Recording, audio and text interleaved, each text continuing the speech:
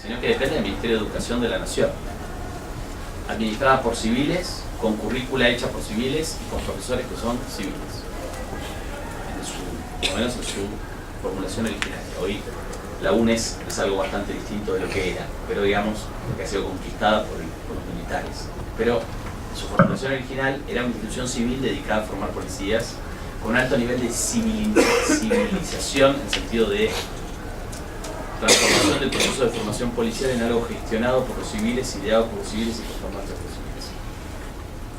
Se crea el Consejo de Policía, una nueva entidad estatal dedicada a generar políticas policiales para todo el Estado de Venezuela y para unificar criterios entre las policías. Venezuela tenía 120 y pico de policías, muchísimas policías municipales, 29 policías estaduales, y cada una tenía sus propias reglas y hacía lo que quería. Pero el Consejo de Policía nace como una institución destinada a unificar criterios y unificar patrones legislativos. De ahí nace una ley general de policía para todas las policías de Venezuela, que entre otras cosas crea principios de actuación policial y toda otra serie de reglamentaciones dedicadas a distintos problemas de la policía. Específicamente en los años 2006, 2007, 2008, 2009, 2010, esos años, el activismo de la reforma policial en Venezuela es impresionante. O sea, hay numerosas iniciativas que constantemente están tratando de modificar las prácticas policiales en Venezuela. Este es el momento en donde tal vez la retórica progresista del chavismo sobre el problema del delito tiene su manifestación más concreta y material, ¿no? Un proceso de reforma policial muy amplio, muy ambicioso, que cuando uno va a mirar los papeles de la reforma encuentra ideas completas y absolutamente democráticas, ligadas al Estado de Derecho, al discurso de los derechos humanos, etc. Y en ese escenario empieza a producirse algo en el chavismo que es muy importante, que es una mutación de la alianza política. El chavismo siempre tuvo un partido militar en su interior, y ese partido militar siempre fue un partido conservador en estos temas y en otros temas también. No diría en todos, pero también en otros temas. Por ejemplo, en la política de vivienda del chavismo, que es tal vez realmente uno de los costados más interesantes de la experiencia chavista, el chavismo construyó viviendas populares de un modo que nunca jamás existió en Venezuela. Estamos hablando de cientos de miles de viviendas. O sea, que le dio casa a cientos de miles de familias, produciendo un cambio radical en la relación entre los sectores populares y la vivienda en Venezuela. Y en ese tipo de política el partido militar no tenía ninguna objeción. Y de hecho, digamos, no solamente apoyó las misiones vivienda, sino que además formó parte activa de su desarrollo, de distintas maneras. Pero en temas de delito y control del delito, el partido militar siempre tuvo una tendencia conservadora. Ese partido militar empezó a cobrar más fuerza a fines de los 2000 en la alianza chavista. Eso se ve claramente en la cantidad de ministerios que pasan a ser ocupados por militares de alianza chavista. El Ministerio del Interior, luego el Ministerio de Asuntos Penitenciarios, que se crea en el año 2011 en el marco de una crisis penitenciaria en Venezuela, eran los dos ministerios más ligados al sistema penal y tradicionalmente fueron ocupados por figuras civiles. Eso va a cambiar desde el 2011-12 en adelante, van a ser colonizados por los actores militares. Pero además hay un cambio muy fuerte en la retórica policial, perdón, la retórica política del chavismo, que se manifiesta entre todos por excelencia en una alianza política extraordinariamente personalista, donde la figura de Chávez es completamente medular, en el discurso del mismo presidente Chávez. Digámoslo así, Chávez redescubre el proletariado, redescubre el proletariado andrajoso del discurso de izquierda del siglo XIX. Entre todos de Marx y Engels, antes que nada. Descubre a esos pobres que no solamente no se suman a la revolución, sino que la erosionan, haciendo cosas que no hay que hacer. Marx, ¿no? Las prostitutas, los jugadores, los ladrones, esas definiciones denotativas del lumpen proletariado que encontramos en textos como el 18 Brumario de Luis Bonaparte o El Capital. En Chávez, los chamos de los barrios que, en lugar de sumarse a la revolución, usan armas de fuego, cometen delitos contra la propiedad, cometen delitos contra las personas y trafican drogas ilegales. En el discurso de Chávez durante los años 2000, constantemente, cuando Chávez aborda este problema, muchas veces usa en esa retórica tan particular que tenía Chávez esta idea de invitación. Tipo, chamos, sé que ustedes están haciendo lo que están haciendo, y lo que están haciendo no está bien. Nosotros estamos revolucionando Venezuela. Los invitamos a ser parte de esa revolución. Dejen las armas y vengan a hacer una nueva Venezuela justa e igualitaria. Lo dijo una vez, lo dijo 2 veces, lo dijo 3 veces, lo dijo 100 veces. A la número 100 dijo: chamos, estoy harto. Los invité a hacer la revolución 100 veces. Ustedes siguen ahí dándole a las drogas ilegales, usando armas y haciendo cosas que están mal. No los invito más a hacer la revolución. Ustedes son el lumpen proletariado. Son un obstáculo para la revolución. Y por tanto, les vamos a dar palos. Los invitamos durante 10 años. Se acabaron las oportunidades. Ahora, mano dura. Entonces nace el discurso de la mano dura al interior del presidente, de la retórica del presidente Chávez, y mucho más expandidamente del chavismo. Un discurso que se ancla en realidad en la retórica precedente. La idea sería: el problema de la inseguridad frente al delito emergió en Venezuela y se transformó en un problema medular como consecuencia de las injusticias y las desigualdades generadas por las políticas económicas de la democracia del punto fijo, de la tradición política venezolana oligárquica, elitista. Estamos haciendo una revolución económica y social. Venezuela se vuelve un país más justo e igualitario. Los invitamos a ustedes que viven en el mundo del delito a sumarse a la revolución. Ustedes no se suman, siguen cometiendo delito. El delito está en el centro de la agenda pública y política. La oposición a este proceso revolucionario usa el delito constantemente para atacar el proceso revolucionario. Muchachos, se acabó. Desde ahora en adelante, lo que van a encontrar es la fuerza del Estado. Entonces nace la militarización de la seguridad pública en Venezuela. Eso pasa primero con el dispositivo bicentenario en 2009, luego con el dispositivo Patria Segura en 2013, junto antes de la muerte de Chávez, y se va a magnificar después de la muerte de Chávez. ¿Qué quiere decir eso? Bueno, militarizar la vida social de las grandes ciudades, especialmente de los sectores marginados, creando retenes y patrullas de Guardia Nacional en Venezuela, junto con las policías, produciendo lo que esas tácticas siempre produjeron en la historia de América Latina. Detenciones de jóvenes, varones y pobres de los barrios marginales por delito contra la propiedad, delito contra las personas y delitos relacionados con las drogas ilegales. Se produce un volumen de detención alucinante, porque cuando decimos militarización estamos hablando de una militarización masiva.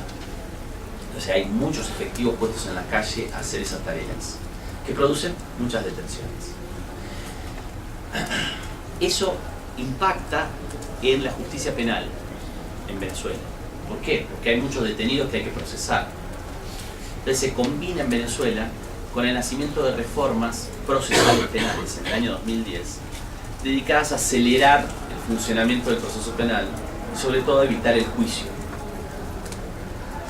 Mecanismos de evitamiento del juicio, para llegar rápido a una sentencia condenatoria a partir de las evidencias recolectadas por la policía, a partir de la detención, sobre todo en casos de flagrancia. Te detengo con porte de drogas, te detengo con un arma de fuego que no es legal, te detengo porque saliste de la casa con el televisor que robaste, te atrapo a 3 cuadras con el televisor en la mano. Entonces, casos que se prestan mucho a los mecanismos de eliminación o elusión del juicio penal, y produce una justicia penal express, una justicia penal veloz, que encarcela rápido, y no solo preventivamente, sino encarcela definitivamente, porque llega rápido a las sentencias condenatorias. Entonces en Venezuela empieza a crecer la tasa de encarcelamiento, pero no vía la prisión preventiva, sino vía la sentencia condenatoria. Crece crece el volumen de condenados, también crece el volumen de presos preventivos, porque el crecimiento es alucinante, pero fundamentalmente crece el volumen de condenados. Este cambio en la retórica y este cambio en las prácticas es claramente el vehículo de la producción del giro punitivo en la experiencia chavista. Entre 2008 y 2015 la tasa de encarcelamiento crece un 99% en solo 7 años. Un giro extraordinario. Vamos a Ecuador, más velozmente. La experiencia que nace en el año 2007 con el presidente Correa tiene muchos puntos de contacto con lo que acabo de decir sobre la experiencia chavista, inicialmente. Una retórica progresista de carácter general sobre el problema del delito, de ese candidato Correa en el año 2006, que es un candidato un poco desconocido, que va creciendo en niveles de adhesión popular, y que no habla del problema del delito, habla de otras cosas. Su retórica está construida sobre otras cosas, y las pocas veces en las que habla sobre el problema del delito lo hace en términos muy generales y siempre en este marco que podríamos llamar progresista, en términos así, muy generales. Esto también se plasma como en Venezuela en la nueva constitución, la constitución de Montecristi del año 2008 en Ecuador, que es una constitución extraordinariamente progresista en materia de reglas acerca del sistema penal, como la constitución venezolana del 99. Pero además, y esto es la gran distinción del ejemplo ecuatoriano, se plasma en una serie de iniciativas que el gobierno de Correa instala inicialmente en su política en los primeros meses de su gobierno, que buscan moderar el uso del poder cristiano. El presidente Correa y una parte de su alianza adoptan un lenguaje acerca de la necesidad de moderar el poder cristiano. Mi ejemplo favorito es el indulto a las niñas. En el año 2009, el presidente Correa indulta en un día del año 2009 a 2.223 personas encarceladas, que eran mujeres presas por delito de tráfico de drogas a través de las fronteras. En ese momento la tasa de el volumen de encarcelados en Ecuador era de unos 13.000 presos, con lo cual indultar 2.223 presos no era una decisión menor, era indultar más del 20% de la población, alrededor de... Pero además es un ejemplo para mí favorito porque Correa anuncia el indulto en cadena nacional. ¿Se entiende cadena nacional? Cuando el presidente anuncia el indulto en cadena nacional. Se decide hacer una cadena nacional para explicarle a los ciudadanos ecuatorianos por qué va a indultar a esas mujeres. Ese era el momento en el que Correa era mi presidente.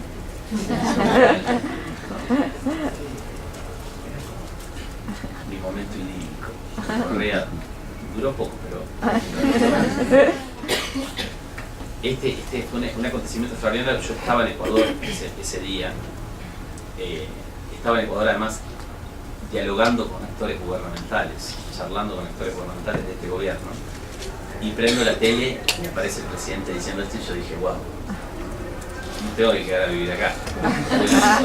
¿Qué vamos a hacer? No hay otro lugar donde ir. Correa dice, yo indulto a estas mujeres porque el sistema penal está produciéndoles a estas mujeres un daño extraordinario. Son mujeres pobres que han decidido usar su cuerpo para transportar drogas porque no tienen ninguna otra oportunidad. El sistema penal, el Estado, frente a esa situación de estas mujeres, responde encarcelándolas.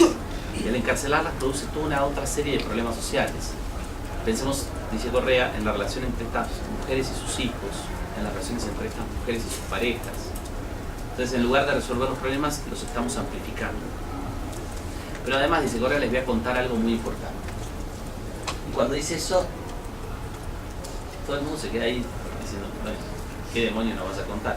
Entonces Correa le cuenta al público ecuatoriano algo que todos sus biógrafos, incluso los más conocidos, no conocían, que era que su padre había estado encarcelado en los Estados Unidos por tráfico de drogas. Y se lo cuenta en primera persona a los ciudadanos de Ecuador, el efecto de tener un padre encarcelado. Y incluso se larga a llorar en la tele. El presidente llora. El presidente no llora. Se va a llorar. Se emociona contando lo que significó para él tener a su padre encarcelado, lo que significó para su familia, el efecto destructivo de las relaciones familiares. tuvo esa experiencia, bla, bla, bla, o sea, impresionante. O sea, introduce todo el lenguaje de la compasión, de la compasión laica, ¿no? Pero de la compasión, de la necesidad de pensar en el otro, en ese otro que ha cometido algo que la ley dice que está mal, pero que, bueno, tiene un montón de componentes ese acto singular muy interesantes. Y se combina con toda otra serie de iniciativas del gobierno de Correa, como la creación de la defensa pública. En Ecuador no existía una defensa pública en sentido estricto. De hecho, los defensores públicos eran una rareza, no solamente pertenecían a una procuración general, sino que además eran, no sé, en todo Ecuador, 14, ponele. No había defensa pública, no existía, no había defensores públicos, ¿no? Si estabas imputado a un delito y no tenías dinero, suerte. Entonces, la decisión de la creación de la defensa pública es muy importante, porque además, no solamente Correa crea la defensa pública, pone al frente de la defensa pública un abogado muy comprometido con temas de derechos humanos, sino que además crea un volumen de recursos para la defensa pública muy importante. Crea una defensa pública de verdad, sólida, fuerte, que a uno lo es, pese a todos los vaivenes políticos. Y eso se combina también con una reforma al Código Penal que la Asamblea Legislativa produce en el año 2009, reduciendo la pena para ciertas formas de hurto. Se transforman ciertas formas de hurto en contravenciones que no pueden ser castigadas con pena privativa de la libertad. Y además se introduce una serie de limitaciones al uso de la prisión preventiva. Como si todo esto fuera poco, Correa lanza un anteproyecto de Código Penal, la Comisión para la Creación de un Anteproyecto de Código Penal que reforma radicalmente el Código Penal del 2000 de Ecuador y trae para anunciar la creación de esa comisión como una especie de consultor estrella a Eugenio Raúl Zaffaroni, ¿no? Un personaje, como decíamos antes, claramente ligado a las posiciones anarquistas. Entonces esa es la línea, esa más bien violeta, diría yo, que cae de 130 presos en 2007 a 73 en 2009. La medida del indulto tiene mucho que ver con esa caída, pero en general un clima político y cultural creado por un gobierno que lanza iniciativas de moderación y habla un lenguaje de la moderación legal. Un momento virtuoso, extraordinariamente virtuoso. Como ven, desde 2009 en adelante, la curva del encarcelamiento hace algo muy distinto. Va de 73 a 165. Hay un momento crucial para entender esto, que es el tentativo de golpe de Estado de septiembre del 2010 en Ecuador, donde la Policía Nacional secuestra por algunas horas al presidente de la República, en teoría reclamando cambios laborales para la Policía Nacional, pero en realidad un proyecto mucho más ambicioso de ruptura de este proceso político. Un elemento muy importante es que Correa, no lo dije hasta aquí, pero en el año 2009, lanza una primera mesa al interior de su gobierno sobre la reforma policial. Yo estaba en Ecuador en 2009 por eso. Entonces lanza, por lo tanto conozco el proceso tipo de primera persona, se lanza una iniciativa para decir, bueno, ¿cómo podemos reformar la Policía Nacional de Ecuador? ¿Cuáles son las ideas que tenemos? ¿Cuáles son los problemas que encontramos? ¿Cómo podríamos encarar? No es ni siquiera una iniciativa de reforma, es mucho menos que eso, es una especie de espacio de discusión adentro del gobierno sobre eso. Casualmente, 11 meses después de que ese espacio de discusión, que es bastante poco formalizado, es una especie de comisión, se crea, pero que ya durante esos 9 meses esa comisión, sus integrantes, dialogan con policías, se sientan con policías para escuchar visiones por parte de los policías. 9 meses después se produce el intento de golpe. No es completamente casual, ¿no? Sino que está bastante vinculada una cosa a la otra. Frente al tentativo de golpe, que es un tentativo fracasado, muchísimos actores de esa misma alianza gubernamental pensaban que había llegado justamente el momento de pasar al acto, de esas conversaciones que existían sobre la reforma, traducirlas en un proceso de reforma como el que estaba aconteciendo en Venezuela. Es en un país donde había mucha conexión política con el ejemplo venezolano. Estaba el ejemplo venezolano de un proceso de reforma muy ambicioso puesto en marcha. Entonces decía, bueno, este es el momento de lanzarlo, tenemos que empezar ya. Lo que pasó fue todo lo contrario. Entonces mi presidente dejó de ser mi presidente. ¿no? Y se transformó en un líder político en este terreno que hace más o menos las mismas cosas que los líderes conservadores. Adopta una retórica típica de la mano dura y lanza sin cesar una serie de iniciativas de endurecimiento penal. En primer lugar, manda a su propio partido a borrar con el codo lo que escribió con la mano. Entonces, la reforma del año 2009, generada por la Alianza País y votada por Alianza País, es deshecha por Alianza País y votada por Alianza País. O sea, los mismos diputados que levantaron la mano y dijeron: tenemos que transformar los hurtos en contravenciones. ¿Quién aprueba? Yo. Al año y medio levantaron la mano y dijeron: tenemos que transformar los hurtos de contravenciones en delito. ¿Quién aprueba? Yo. Los mismos tipos, los mismos seres humanos. Es un ejemplo extraordinario de esquizofrenia, ¿no? En 2011 Correa lanza un referéndum sobre diversos cambios legales para endurecer la política policial y penal. Un referéndum totalmente capcioso, con preguntas, de esas preguntas que nunca nadie puede contestar no. Todas son sí. El referéndum gana con 88% de los votos a favor del endurecimiento penal y policial. Y Correa dice: bueno, ven, esto es lo que la gente quiere. Tenemos aquí un ejemplo perfecto de cómo lo que la gente quiere usa el referéndum como herramienta. Sobre lo cual podríamos charlar. Hay otros ejemplos a lo largo y a lo ancho del mundo donde el referéndum se transformó en una herramienta del populismo penal. Esto se combina con los militares en la calle. Correa hace lo mismo que el chavismo estaba haciendo. Saca a los militares en la calle para sosegar las críticas de la oposición sobre el problema de la inseguridad frente al delito. La oposición dice: hay que sacar a los militares en la calle. Correa dice: saquémoslos, listo. Vamos, militares en Guayaquil, Cuenca y Quito. Ya está. ¿Qué más? ¿No? Ustedes, la oposición, ¿qué más? Claro, la oposición no tiene muchas más cosas para decir, ¿no? Digamos, les cuesta trabajo. Dicen cosas tales como: tenemos que restablecer la pena de muerte. Y ahí Correa dice: bueno, tenemos que pensarlo. Correa no. Pero hay un proceso de endurecimiento práctico, policial y penal muy impresionante desde el 2011 en adelante, que termina en el Código Penal Integral de 2014, que era el hijo del anteproyecto de Código Penal ese que había presentado Raúl en 2009, la comisión para crear el anteproyecto, que reunía juristas, garantistas, ecuatorianos. Bueno, todos esos juristas los echan, a Raúl no lo invitan más, y escriben un código orgánico integral penal que incrementa los niveles de severidad penal de todos los delitos, con una sola excepción, que no es menor, que es importante, que hay que reconocerla, que son los delitos relacionados con las drogas ilegales. Que el código orgánico integral penal no aumenta la punitividad de esos delitos. Pero después, por ejemplo, el código orgánico integral penal transforma en delito pasar un semáforo rojo. Un delito penable con una pena privativa de la libertad.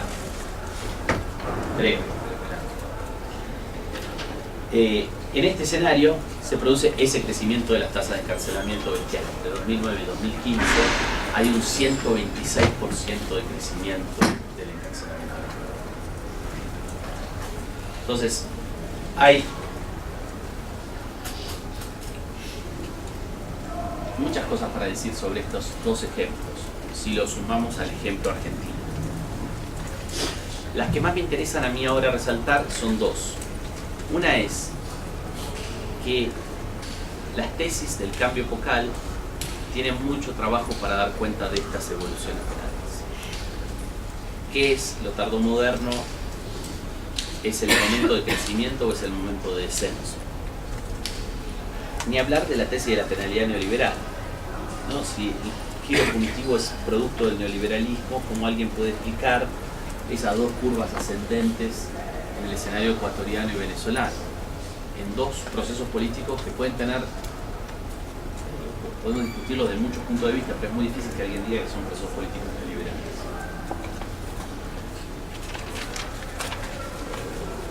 En segundo lugar, la única manera para mí, para explicar esto, estas evoluciones oscilantes, volátiles, está vinculada a la política. Vuelvo un poco a mi planteo teórico más general. No hay manera de pensar esta volatilidad, sino pensando en el rol de las luchas políticas, de los actores políticos, de las racionalidades que los actores políticos plantean, de las racionalidades que los actores en esas luchas políticas promueven, de los programas que lanzan, de los discursos que plantean, de las iniciativas que ejecutan. No hay forma de pensar estos dos crecimientos de la tasa de encarcelamiento en Ecuador y en Venezuela al interior de un mismo proceso político que convive con dinámicas contrarias precedentemente. En el caso de Ecuador, con una dinámica de descenso del encarcelamiento, y en el caso de Venezuela, con una dinámica de estabilidad del encarcelamiento, pero en un nivel extraordinariamente bajo. No hay manera de pensarlo sino sin dar cuenta de esas dinámicas que yo más o menos sistemáticamente traté de presentarles a ustedes para los dos casos, que son todas dinámicas de naturaleza política y que son claramente las causas próximas de este giro político. Algunos amigos, sobre todo en Venezuela, donde hay más literatura producida sobre esto, algunos amigos dirían, bueno, tal vez el crecimiento del encarcelamiento en Venezuela refleja los límites del proceso de transformación económica y social que el chavismo dice encarar. El argumento sería, me interesa plantearlo porque es un argumento muy interesante, el argumento sería, el chavismo pretende revertir la herencia del neoliberalismo, construir políticas económicas y sociales antagónicas, generar por tanto efectos contrarios, más igualdad, más justicia social. Los efectos se producen en una cierta medida, pero la medida en la que se producen no logra revertir las grandes injusticias y desigualdades generadas en las décadas precedentes y a lo largo de la historia venezolana, un proceso de larga duración. O sea, el impacto de producción de igualdad o producción de justicia social es un impacto bastante limitado. Si miramos la evolución del índice de Gini como índice que mide la distribución de ingresos en Venezuela durante los años 2000, el índice de Gini muestra una curva extraordinariamente positiva en Venezuela, pero siempre partiendo de una base, un punto de partida extraordinariamente alto, de un nivel de desigualdad extraordinariamente alto. Y por tanto, esa evolución positiva es siempre en un marco que sigue siendo alto en términos internacionales. Entonces, en esta argumentación se dice las políticas económicas y sociales del chavismo no logran desplazar estas causas profundas de la generación, primero de delito, por eso los grandes niveles de delito violento que se mantienen constantes e incluso crecen durante la experiencia chavista, y luego de punitividad, de encarcelamiento. ¿Cuál es el problema de este argumento? Es un argumento con el que yo tengo simpatía en la primera parte del argumento, pero no lo considero convincente en la segunda parte. O sea, tengo simpatía en la primera parte del argumento porque creo que como descripción de los impactos económicos y sociales de las políticas chavistas es una descripción adecuada. No hay ninguna duda de que las políticas económicas y sociales chavistas produjeron redistribución de ingresos, produjeron niveles de igualación, hicieron que muchísima gente saliera de la pobreza radical en la que vivía. Pero no hay ninguna duda de que como el punto de partida era extraordinariamente dramático, los niveles de reparación económica y social que produjo el chavismo son más o menos limitados. Ahora, lo que a mí no me convence para nada es que esa sea la causa de que haya un giro punitivo. La verdad es que me parece que la conexión causal no está clara. El cómo de la conexión, como era lo que decía, es difícil de argumentar. ¿Por qué? Y porque aun cuando esos procesos de mejora económica y social no se habían dado en los primeros años del chavismo, es algo que uno crea en una especie de efecto mágico. Lanzo una iniciativa de política económica y social y creo igualdad.